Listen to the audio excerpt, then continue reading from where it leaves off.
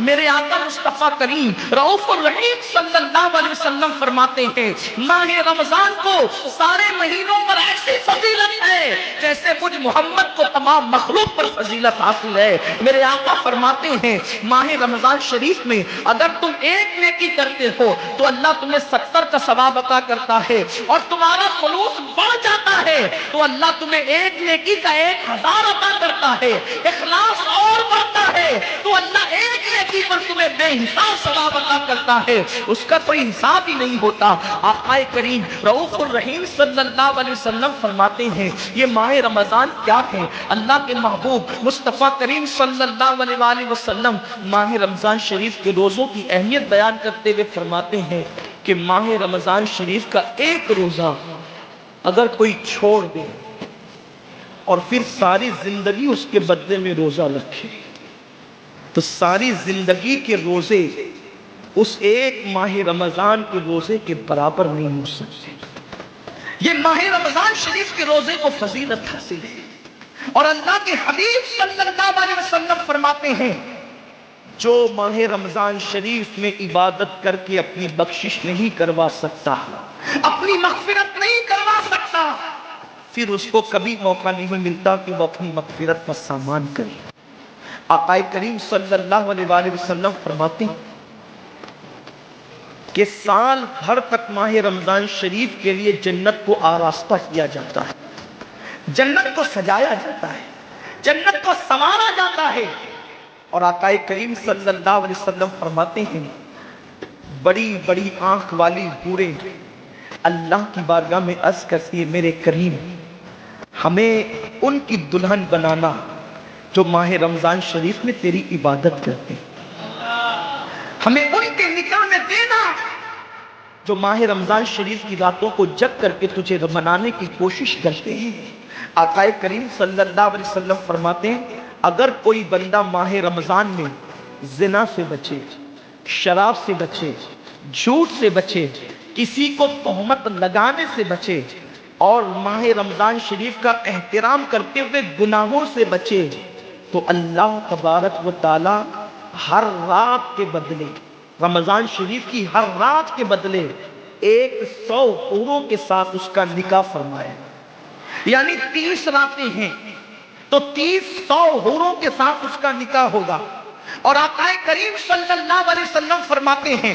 ماہ رمضان شریف کا احترام جو کرے اور احترام ماہ رمضان میں جو لغویات اور خرافات کو ترک کر دے، جو گناہوں کو چھوڑ دے، زنا کو، شراب کو، جھوٹ کو، بہتان تراشی کو چھوڑ دے، آقا فرماتے ہیں اس رمضان شریف کا احترام کرنے والے کے لیے اللہ نے جنت میں ایک ایسا محل بنایا ہے، اس محل کا حال یہ ہے کہ دنیا کے سارے اولین اور آخرین یعنی آدم سے لے کر آخری آنے والے تک انسان تک اگر سارے اس محل کے اندر داخل ہو جائے تو بھی اس محل کی اتنی ہی جگہ وہ لیں گے جتنی کی بکرے کی ران آپ کسی مکان کے اندر رکھتے ہیں، تو بکرے کی ران کتنی جگہ گھیرتی ہے، بس تمام اولین اور آخرین اس محل کے اندر اتنی ہی جگہ گھیریں گے، یعنی وہ محل اتنا بڑا اللہ نے بنایا ہے، اور وہ محل صرف ان کے لیے ہے جو ماہ رمضان کے احترام میں گناہوں کو ترک کر دیتے ہیں، گناہوں کو چھوڑ دیتے ہیں۔ میرے آقا صلی اللہ علیہ وسلم کے پیارے دیوانوں،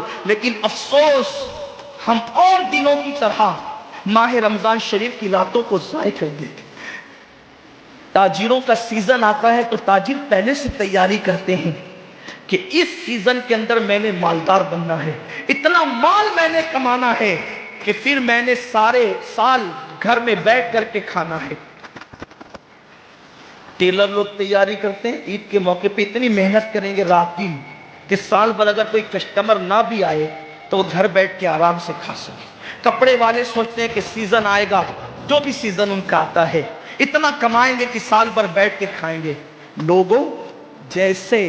کپڑوں کا سیزن آتا ہے، ٹیلروں کا سیزن آتا ہے، پھلوں کا سیزن آتا ہے، ایک سیزن نیکیوں کا بھی آتا ہے، ایک سیزن مغفرت کا بھی آتا ہے، ایک سیزن جنتی بننے کا بھی آتا ہے، ایک سیزن اللہ کو راضی کرنے کا بھی آتا ہے۔ ارے یہ کیا کم ہے، میرے رسول سچے نبی صادق و مصدوق نبی نے فرمایا ماہ رمضان کی ہر رات اللہ پہلے آسمان پہ تجلی کرتا ہے اور اللہ اپنے بندے سے پکار پکار کر غروب آفتاب سے لے کر صبح صادق طلوع ہونے تک کہتا ہے میرے بندے اگر تو گنہگار ہے تو مجھ سے معافی طلب کرتا کہ میں تیری مغفرت کر دوں، میں تجھے جنت کا پروانہ عطا کر دوں، اگر تو غریب ہے تو مجھ سے دولت مانگتا کہ میں تجھے دولت عطا کر دوں، اگر تو نعمت سے محروم ہے تو نعمت مانگتا کہ میں تجھے نعمت عطا کر دوں۔ یہی وجہ تو ہے حضرات صحابہ کرام جب رمضان شریف آتا تو وہ ایسے تیاریاں کرتے تھے جیسے ہم اپنے گھروں کی شادیوں کی تیاری کرتے ہیں۔ صحابہ اتنے مصروف ہو جاتے رمضان شریف کی تیاریوں میں،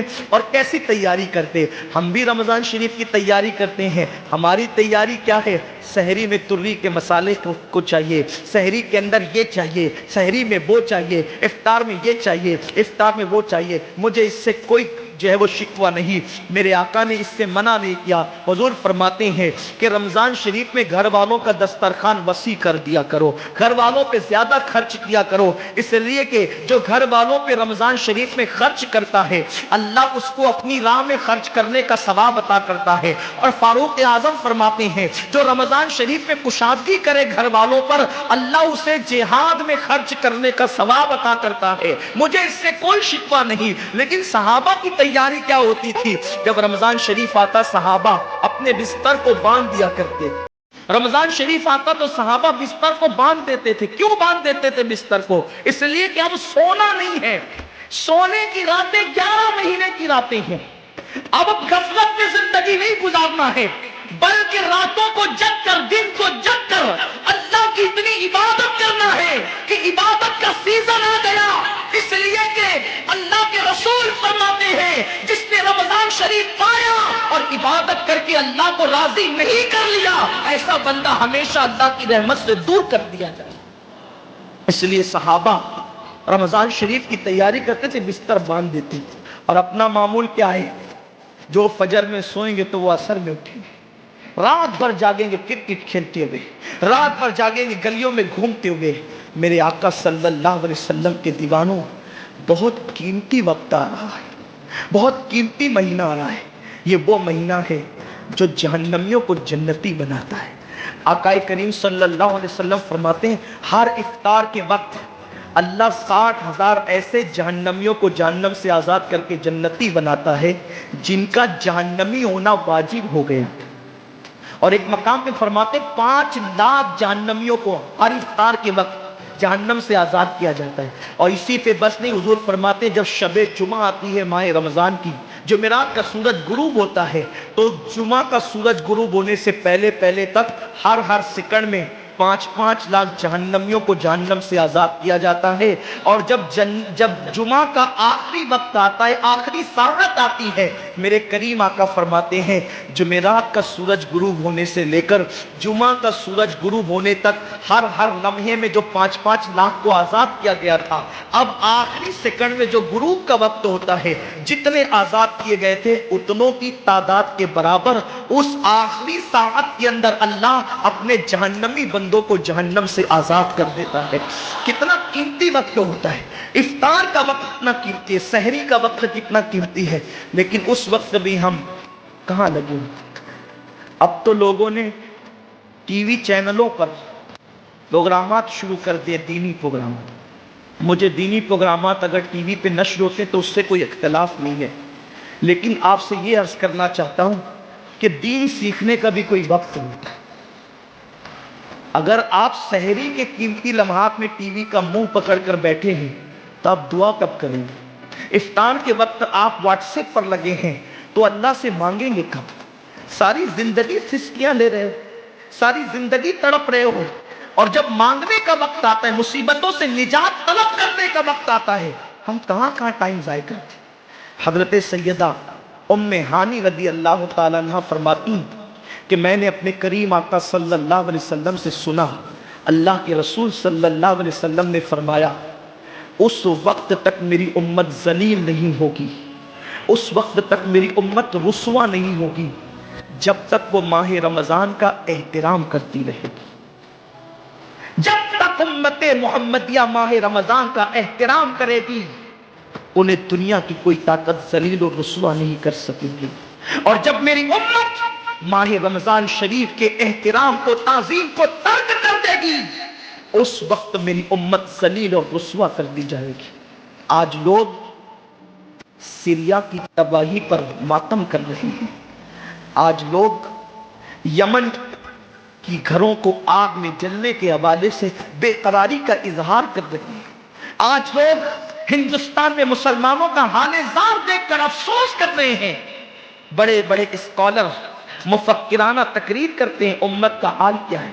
امت کا حال کیا ہے، امت ذلیل کی ہو رہی ہے، امت رسوا کی ہو رہی ہے۔ آصفہ کی آبرو پر آنسو بہانے والوں، کبھی احساس بھی کیا کہ یہ امت کی ذلت کی وجہ کیا ہے؟ ایک ننھی سی آصفہ کی اگر آبرو جاتی ہے تو وہ کشمیر کے کسی ننھی سی بچی کی آبرو نہیں گئی، بلکہ پوری امت محمدیہ کی آبرو سے کھیلا گیا۔ امت کی ایک بیٹی کی آبرو اللہ کے حبیب صلی اللہ علیہ وآلہ وسلم نے، میرے آقا نے ارشاد فرمایا، میں نے اپنی امت کی بیٹیوں کی عزت کو کعبے سے بلند کر دیا۔ وہ دنیا کی اور قومیں ہوگی جو اپنی بیٹیوں کی آبرو کا نیلام کر کے اپنے تخت و تاج کے لیے سامان کرتی ہے، تو عزت کی حفاظت کرنا جانتی ہے۔ میں آبرو لوٹنے والوں سے مخاطب نہیں ہوں، اس لیے کہ مجمع آبرو لوٹنے والوں کا نہیں ہے۔ جو سن رہے میں ان سے بات کرنا چاہتا ہوں، جن تک میری آواز پہنچ نہیں سکتی میں ان سے مخاطبت نہیں کرنا چاہتا۔ اہل سیاست کے معاملات جانے، ظالم اپنے ظلم کے انجام کو پہنچنے کے لیے تیار رہے،